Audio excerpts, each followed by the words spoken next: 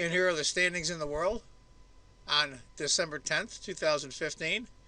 Want to point out that my buddy Carl Nakamura just squeaked by Kramnik, is now second in the world. Also seventh in the world, Fabiano Caruana, and so is number 10. So 3 out of the top 10 are from the United States. Go Carl and go USA. And here are the standings after 6 rounds in the London Chess Classic 2015. 4-way tie for first. My buddy Carl Nakamura from the United States, Maxime Vichet-Legraf from France, Anand from the Netherlands, and by his win today against Anand, Alexander Grischuk, believe it or not, having an up and down tournament, he's tied for first. I like Alex a lot. I think he's a cool guy. Tied for second, a 4-way tie again. Carlsen, Aronian, Caruana, and Mickey Adams. Well, I'll tell you, it's Mickey Adams pulled out a miracle draw against Topalov today, but in 9th place, Anand, and last with 1.5 is Topalov. So still anybody's tournament. The top 8 players out of 10 are within a half a point of each other. Tomorrow's the big game, round 7. At least it is for me.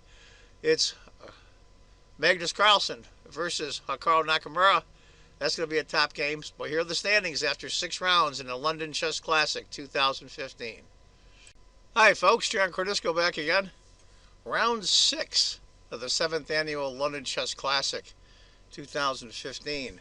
The third leg in a 3-tournament series called the Grand Chess Tour. This is a hell of a game between one of the most underrated players, I think, in the world as white, Alexander Grischuk, and 6-time former world champion I never could pronounce his name. I always say Vishy. Viswanathan Anand. We'll go say Vishy. It's a little easier to say. I do want to say, don't jump to the end of the video though, but this ending, it's a rook and pawn ending, is very, very constructive. I'll tell you, it's very constructive. Let's get to it. Grischuk is white. Anand is black. Now, interesting, Grischuk said yesterday was a rest day. He had some things to do with kids and stuff, and, you know, hit some sites in London, do a little preparing. He played D3. It's an old line from years ago, but nobody plays it anymore, so he decided to try it. At least get fishy out of any preparedness that he had. F5, G3. I kind of like this already. Actually, for both. Knight F6. Bishop G2. Bishop B4. Now, according to the computer, that's the last book move. Black with the bishop. Bishop takes, queen takes, castles.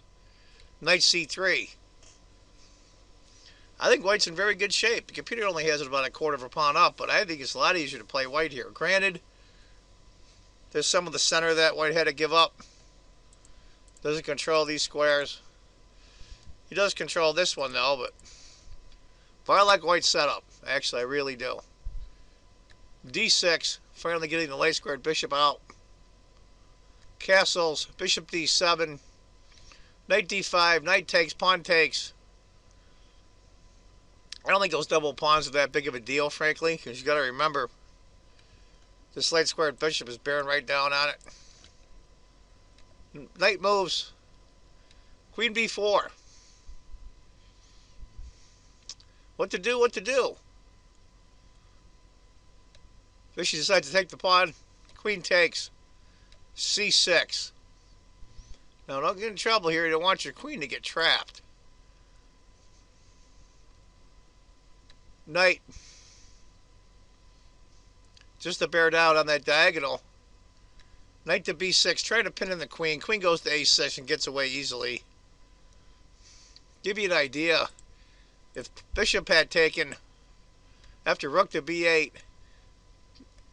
queen stuck. Gonna lose a piece. Bishop D5 check, king H8. And how are you going to protect that bishop? You can't. You get to save the queen, but you lose a piece. After queen a6, d5, rook comes over to the open file. f4, here comes Vichy. Now that's pretty aggressive, especially for black. I like the move a lot. Now, like most grandmasters, like we always do, we always trade when there's a pawns there, but just hold on. Just have to be patient. Knight f3, queen f6. Looks scarier for white, but it really isn't. Queen a5. I think for a couple of reasons. Can't advance this pawn. This queen gets to come back to help defend if necessary. King to h8. b3. Bishop g4. Now, there was a lot that thought, and I agreed. And it's not even the top 3 choices on the computer, but I like the move a lot. And that's g5. Bishop g4 is the computer move. Or king to g8. Put the king back. Well, you're not going to put the king back. Or h6. You want bishop g4. Queen c3. e4. Queen takes. Rook takes. Knight d4. Easy peasy. Looks a little crowded for white, but he's really okay. f3.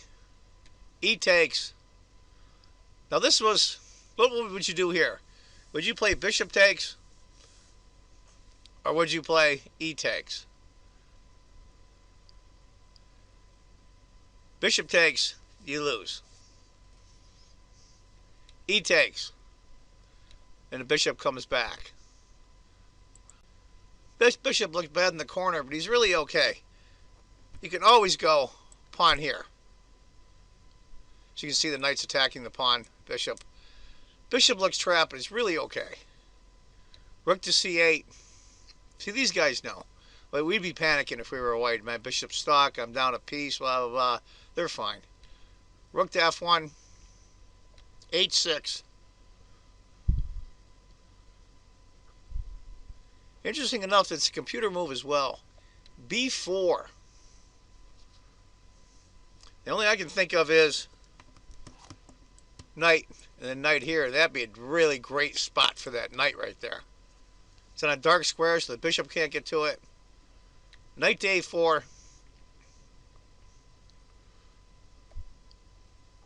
Rook to e3. Rook. h3. Bishop takes. Rook takes. Bishop d7. He doesn't take. There's really no need. Bishop g2. Interesting enough, though. Rook takes f6 is probably what I would do. Bishop g2. Now he wants to try g5. Okay. I thought he should have done it a little bit earlier, but who might have second-guessed Fishy and Anand? Rook takes, rook takes. Now the knight comes to f3. Alright, so maybe this outpost for the knight. Pawn here eventually. Who knows? King g7, knight e5. Wants to save the bishop. And these kind of endings, yeah, he definitely wants to save the bishop. Bishop h3, h5. He's trying to bust up pawns on black's, or excuse me, white's king side. Maybe not enough firepower to go after the king, but you always do it anyway. Queens are off the board. The other rook is gone. d4, just to shore up that knight. Knight b6. This is a move later he said he wasn't really sure on. He thought rook c5 was the best move, Grischuk. And went rook c3, and believe it or not, the computer had rook c5. These guys, they picked the computer move a lot. That's why they're playing there and we're not. Knight c4. Knight takes, pawn takes, rook takes. Rook, A3. Now it's tricky now with these bishops. Bishop C5, Rook. Takes. King F6. He checks first. And then when the king moves, he goes to C5. Rook to D1 check, king to H2. Bishop D5. He's trying to get him in a trap, but of course Bishop G2 settles that easy enough. Rook D2, going after that pawn. Now he trades. And the king comes over. So this is a really weird rook and pawn ending. Black's pawns are a joke. But it's not that easy. It's about a 1.5 advantage according to the computer. Those isolated pawns are going to be tough to try to save. King comes up, and he's got to bring his king. He's got to get aggressive. Rook A5. King E4. Rook takes. D4. He's trying to get this pawn closer. This is a very instructive part of the video here. Rook and pawn endings are notorious. As Nakamura says, unless you're up a million pawns, all rook and pawn endings are drawn, but that's not necessarily true, but I see his point. You've got to be precise. It's one of the oxymorons in chess. You've got to be exact when there's the least amount of pieces on the board. B5. Rook comes over. Pawn comes up. Now this is where I think Vichy makes a huge mistake. He's got a shot to draw this with D3. The second choice of the computer is Rook to B4 and Rook to B3. It's at less than a point advantage now for White. And now the computer's been running for a little bit. It's a little over half a pawn advantage. D3 is the computer's choice. Vichy decides to go king to D3, and it jumps to an almost 2-point advantage right away. I think black is doomed. D3 was the choice of the computer. We can go through all the scenarios forever in this, but I think that was the right choice. Get that pawn closer. But after D3, he sees it right away. Rook to B7. And it's pretty much black is doomed. Rook to A2. If he had gone king C4, doesn't really say, because after B6, D3, rook checks, king F3, king takes, B7, and it's over. It's over. The king's going to be here to stop this pawn. And what's black going to do to stop the B pawn? Can't do anything. So eventually, white will pick up this pawn. Even if he has to give up this pawn, he'll win this one. And it'll be 2-0 advantage in pawns. B6. Excuse me, after rook to A2, B6, rook takes, and rook to B8. And it's over.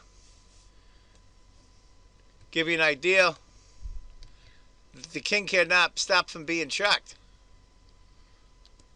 We'll say the king goes here, pawn comes up. Even if you push the pawn, the rook's going to check,